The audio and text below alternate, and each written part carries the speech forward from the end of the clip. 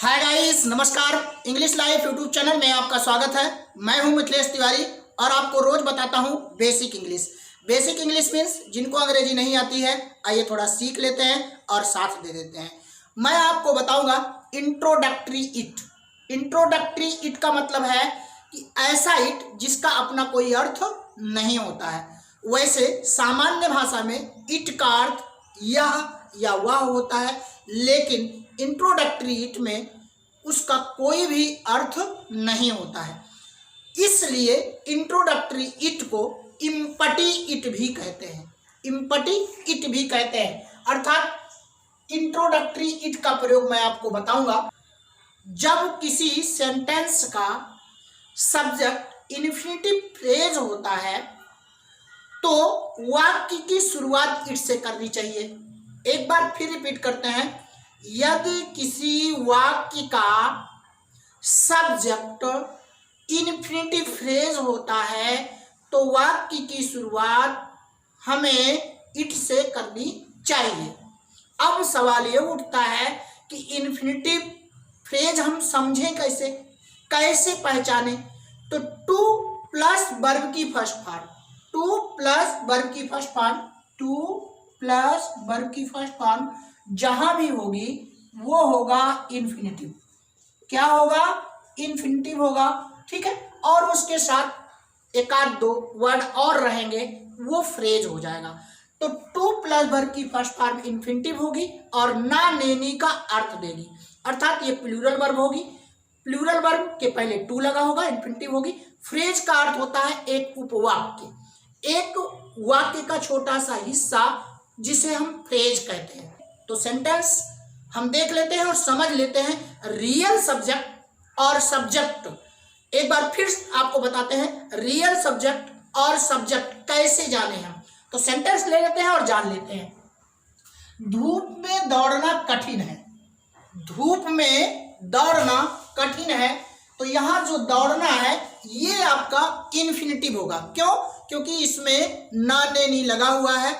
Run अर्थात उसके पहले हम टू करें, टू रन, दौड़ना, ठीक है। अब कहां दौड़ना?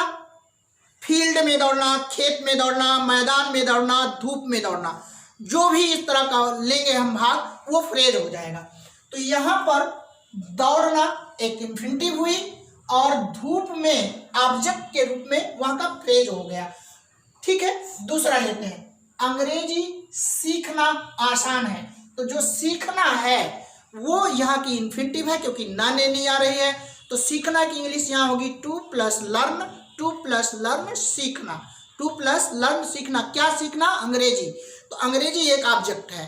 तो ऐसे वाक्यों में जहां पर आपको इन्फिनिटिव फ्रेज मिलता है, ऐसे सेंटेंस में हम इट से शुरुआत करते हैं, ठीक है।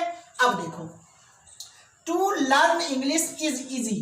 तो टू लर्न यहाँ का इन्फिनिटिव है क्योंकि ना नेनी दे रहा है और इज यहाँ का मेन वर्ब है। तो to learn English is easy अर्थात अंग्रेजी सीखना आसान है। यहाँ पर अब इस चीज को हम जो है अगर बताएं तो टू लर्न यहाँ का सब्जेक्ट है। क्यों सब्जेक्ट है? क्योंकि इन्फिनिटिव है, इन्फिनिटिव के रूप में सब्जेक्ट है, ठीक है। और इज इजी यहाँ का प्रेडिकेट है। तो टू लर्न इंग्लिश यहाँ का सब्जेक्ट है और इज इजी यहाँ का प्रेडिकेट है। इसके पहले जो है सब्जेक्ट है। तो टू लर्न, लर्न एक जो है वर्ब है, क्रिया है, उसके पहले टू लगा हुआ है, ठीक है। इसलिए ये इन्फिनिटिव है और सब्जेक्ट है। अब इसको अगर हम सही तरीके से लिखें तो it is easy to learn English, ये होगा। तो इट यहाँ का इंट्रोडक्टरी इट है क्योंकि ये इट का अर्थ यहाँ यह या वह नहीं है। इट इज इजी और इज जो है यहाँ का वर्ब है और इजी जो है सब्जेक्ट कॉम्प्लीमेंट है, सब्जेक्ट का पूरक है। और टू लर्न यहाँ का इन्फिनिटिव है। टू लर्न यहाँ का क्योंकि वर्ब की फर्स्ट फॉर्म है और उसके बाद इंग्लिश ऑब्जेक्ट है। तो टू लर्न यहाँ का रियल सब्जेक्ट है। टू लर्न रियल सब्जेक्ट है, वास्तविक सब्जेक्ट है। तो टू लर्न और इंग्लिश तब जाएंगे तो फ्रेज हो जाएगी, एक वाक्य, एक उपवाक्य हो जाएगा। क्या? इंग्लिश सीखना। इंग्लिश सीखना एक इन्फिनिटिव फ्रेज होगा और यही यहाँ की रियल सब्जेक्ट हो जाएगी। और इट यहाँ का इंट्रोडक्टरी इट है जिसका कोई अर्थ नहीं है। इज वर्ब है और इज यहाँ का कॉम्प्लीमेंट है। अगर आपके सामने इस तरह का वाक्य आ जाता है कि अंग्रेजी सीखना आसान है तो ऐसे ट्रांसलेट करोगे, धड़ल्ले से आप कह सकते हो कि it is easy to learn English, it is easy to learn English. ठीक है, to learn English is easy सही है, बशर्ते रियल सब्जेक्ट में जब जाएंगे तो it is easy to learn English ये सही होगा। अगला पास्ट में जाएंगे तो इज की जगह वाज करेंगे। यहाँ इसका अर्थ है आसान है, आसान यहाँ का एडजेक्टिव है। ठीक है, कठिन यहाँ का एडजेक्टिव है। तो है के पहले अगर एडजेक्टिव आ रहा है, कोई विशेषण आ रहा है, तो इट इज से शुरुआत होती है, इट वाज से शुरुआत होती है, इट विल से शुरुआत होती है। तो it is, it was, it will B. तो इट इज जब करेंगे तो प्रेजेंट में होगा, इट वाज करेंगे तो पास्ट में होगा, इट विल बी करेंगे तो फ्यूचर में होगा। It was easy to learn English, आसान था, अंग्रेजी सीखना आसान था। फ्यूचर में जाएंगे तो it will be easy to learn English हो जाएगा, अंग्रेजी सीखना आसान होगा, अंग्रेजी सीखना आसान होगा, अंग्रेजी सीखना आसान है। It is easy to learn English, it was easy to learn English, अंग्रेजी सीखना आसान था। It will be easy to learn English, अंग्रेजी सीखना आसान होगा, ये हो जाएगा। अगले में आते हैं, it is difficult to reach there. अब यहाँ पर डिफिकल्ट क्या है, डिफिकल्ट यहाँ की एडजेक्टिव है। इट यहाँ क्या है, इंट्रोडक्टरी इट है, इसका कोई अर्थ नहीं है। इज क्या है, वर्ब है। डिफिकल्ट क्या है, यहाँ पर कॉम्प्लीमेंट है, किसका, सब्जेक्ट का। तो एक तरह से देखें तो इट यहाँ का सब्जेक्ट है, लेकिन इंट्रोडक्टरी इट में है, इसका कोई अर्थ नहीं होगा। अब टू रीच देयर जो है ये इन्फिनिटिव फ्रेज हो जाएगा। टू रीच इन्फिनिटिव होगी क्योंकि रीच वर्ब है, उसके पहले टू लगा, और देयर यहाँ पर मिलाड वर्ब प्लस के रूप में इतना भाग क्या हो जाएगा, इन्फिनिटिव फ्रेज हो जाएगा। तो रियल जो सब्जेक्ट मेरा है टू रीच देयर, ये सही है। अर्थात it is difficult to reach there, वहां पहुंचना कठिन है, वहां पहुंचना कठिन है। तो वहां, यहाँ देयर की मीनिंग दे रहा, वहां पहुंचना, और टू रीच देयर ये इन्फिनिटिव फ्रेज है एक, ठीक है, उपवाक्य है इन्फिनिटिव का।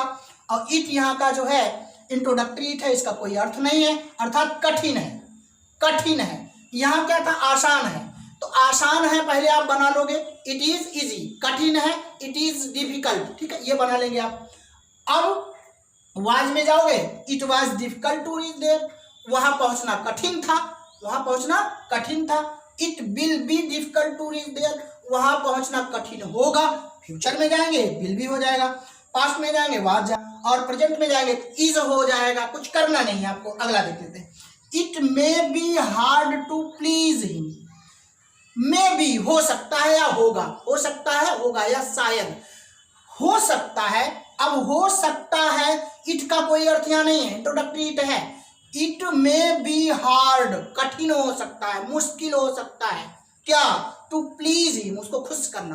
कोई लड़का है, उसको खुश करना कठिन है, हो सकता है कठिन हो। It may be hard to, अब यहाँ पर जो है आप देखें तो टू प्लीज हिम ये इन्फिनिटिव फ्रेज है। क्यों, क्योंकि प्लीज एक वर्ब है, खुश करना, और टू उसके पहले लगा हुआ है, और हिम यहाँ का ऑब्जेक्ट के रूप में मिला, तो हिम मिल करके ये इन्फिनिटिव फ्रेज हो गया। तो यहाँ का रियल सब्जेक्ट क्या है, टू प्लीज हिम है। टू रीच देयर यहाँ का रियल सब्जेक्ट है। टू लर्न इंग्लिश यहाँ का रियल सब्जेक्ट है। और इट मे बी हार्ड, कठिन हो सकता है, कठिन हो सकता है। तो इट का कोई अर्थ यहाँ नहीं है, इसलिए ये इम्पटी इट है, ये इंट्रोडक्टरी इट है, इसका कोई अर्थ नहीं है। यहाँ पर या वह का कोई अर्थ नहीं है। अगला लेते हैं, it is hard to find out. It is hard to find out, पता लगाना मुश्किल है, पता लगाना मुश्किल है। It is hard to find out, find out माने किसी चीज को पता लगाना, पता लगाना क्या है, कठिन है, जो भी पता लगाना, ठीक है, कठिन है। वाज करेंगे कठिन था, ठीक है, विल भी करेंगे कठिन होगा। अगले में आ जाते हैं, unkind, it is unkind to.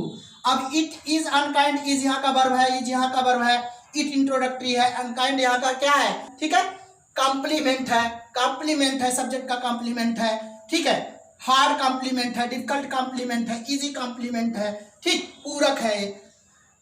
Unkind का मतलब है अन्याय है, बेरहमी है, क्या करना, ब्लाइंड पर हंसना, अंधों पर हंसना क्या है, बेरहमी है, इंसाफ विहीन है। It is dangerous to go there now, it is dangerous to go now there. अब इट यहाँ का इंट्रो है, इंट्रोडक्टरी है, और इज जो है वर्ब है, डेंजरस क्या है, डेंजरस यहाँ की एडजेक्टिव है, और दूसरी चीज क्या है कि यहाँ का कॉम्प्लीमेंट भी है, ठीक है। सारे पार्ट इजी और डिफिकल्ट, हार्ड, अनकाइंड, ये सब क्या थे, ये सब एडजेक्टिव थे, विशेषण थे। तो डेंजरस खतरनाक है, क्या, वहां जाना, वहां पहुंचना, वहां जाना खतरनाक है, कब, अभी। तो there, to go there now, यह क्या हो गया, इन्फिनिटिव फ्रेज हो गया। टू गो देयर नाउ ये इन्फिनिटिव फ्रेज हो गया और रियल सब्जेक्ट हुआ। To reach there real subject हुआ। To please him real subject हुआ।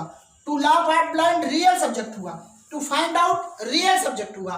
तो आपको इतना ध्यान रखना है कि इट जो है वो इंट्रोडक्टरी है, इज यहाँ का वर्ब है, डेंजरस सब्जेक्ट का कॉम्प्लीमेंट है, टू गो देयर नाउ वहां का रियल सब्जेक्ट है।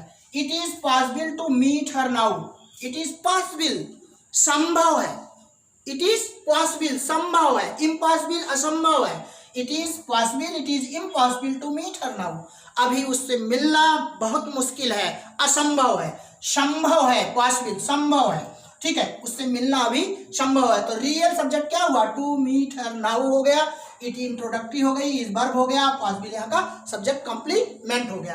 निगेटिव में आ जाते हैं, it is not possible to meet her now, it is not possible, it is impossible, it is not possible, it is impossible to meet her, उससे मिलना अभी असंभव है, नहीं मिल सकते। तो यहाँ पर इट इंट्रोडक्टरी है, इज वर्ब है, नॉट निगेटिव है, पॉसिबल यहाँ का सब्जेक्ट कॉम्प्लीमेंट है, टू मीट इन्फिनिटिव है, लेकिन हर नाउ ऑब्जेक्ट को लेकर के इन्फिनिटिव फ्रेज हो जा रहा। अगला देख लेते हैं, it is foolish to abuse anybody, it is foolish, मूर्खता है क्या करना, टू अब्यूज, गाली देना, किसको, एनीबॉडी को, किसी को गाली देना मूर्खपना है, अर्थात मूर्खता है।